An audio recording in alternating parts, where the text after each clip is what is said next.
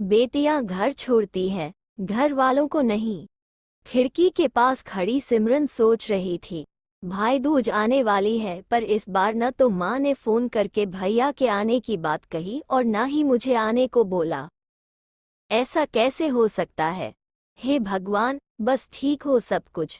अपनी सास से बोली, मां जी, मुझे बहुत डर लग रहा है।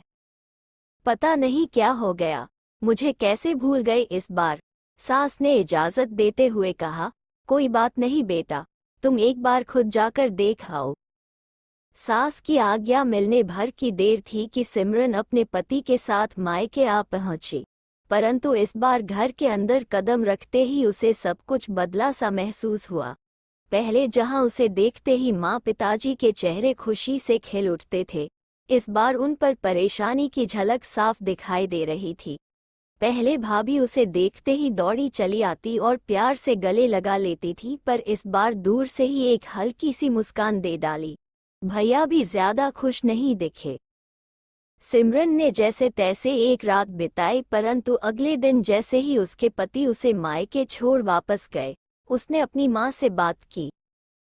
तब उन्होंने बताया, इस बार कोरोना के चलते भैया का काम बिल्कुल बंद हो गया, ऊपर से और समस्याएं, बस इसी वजह से तेरे भैया को तेरे घर भी न भेज सकी। सिमरन बोली, कोई बात नहीं माँ, ये मुश्किल दिन भी जल्दी निकल जाएंगे, आप चिंता मत करो।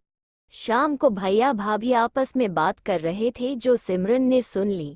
भैया बोल रहे थे, पहले ही घर चलाना इतना मुश्किल हो रहा था, ऊपर से बेटे की कॉलेज की फीस, परसों भाई दूज है, सिमरन को भी कुछ देना पड़ेगा। भाभी बोली, कोई बात नहीं, आप चिंता न करें, ये मेरी चूड़ियां बहुत पुरानी हो गई हैं, इन्हें बेचकर जो पैसे आएंगे उससे सिमरन दीदी को त्योहार का उपहार भी दे देंगे और कॉलेज की फीस भी भर देंगे। सिमरन को ये सब सुनकर बहुत बुरा लगा। भैया भाभी ये क्या बातें कर रहे हैं? क्या मैं यहाँ उनको तंग करके कुछ लेने के लिए ही आती हूँ? वो अपने कमरे में आ गई। तभी उसे याद आया कि शादी से कुछ समय पहले जब वह नौकरी करती थी, तो उसने बड़े शौक से अपनी पहली तनख्वाह लाकर पापा को दी थी। तब पापा ने कहा था, ये पैसे अपने पास ही रख ले बेटा, मुश्किल वक्त में काम आएंगे। इसके बाद वो हर महीने अपनी सारी तनख्वाह बैंक में जमा करवाती रही। शादी के बाद जब भी मायके आई, तो माँ ने उसे पैसे निकलवाने को कहा, पर सिमरन हर बार कह देती कि अभी मुझे ज़रूरत नहीं, पर आज उन पैसों की उसके परिवार को ज़रूरत है। वह अगले दिन ही सुबह भतीजे को साथ लेकर बैंक गई और सारे पैसे निकलवाकर पहले भतीजे की कॉलेज की फीस जमा की और फिर घर का ज़रूरी सामान खरीदकर घर वापस आ गई। अगले दिन जब भैया का टीका किया तो भैया ने भरी आंखों से उसके हाथ पर 100 का नोट रखा। सिमरन मना करने लगी तो भैया बोले, ये तो शगुन है पगली, मना मत करना।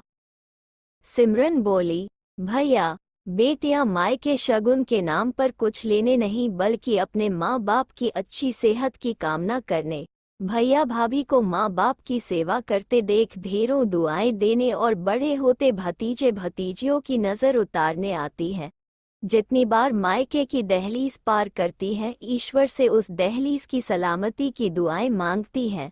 जब मुझे देख माँ पापा के चेहरे पर रौनक आ जाती है, भाभी दौड़कर गले लगाती है, आप लाड़ लड़ाते हो, मुझे मेरा शगुन मिल जाता है। अगले दिन सिमरन ने मायके से विदा लेकर ससुराल जाने के लिए जैसे ही दहलीज के पार कदम रखा कि भैया का फोन बज उठा। उन्हें अपने व्यापार के लिए बहुत बड़ा ऑर्डर मिला था। वे सोचने लगे, सचमुच बहन बेटियां मायके कुछ लेने नहीं बल्कि अपनी बेशकीमती दुआएं देने आती हैं। जब वे घर की दहलीज पार कर अंदर आती हैं, तो बरकत भी अपने आप भीतर चली आती है। हर बहन बेटी के दिल की तमन्ना होती है कि उसका मायका हमेशा खुशहाल रहे और तरक्की करे।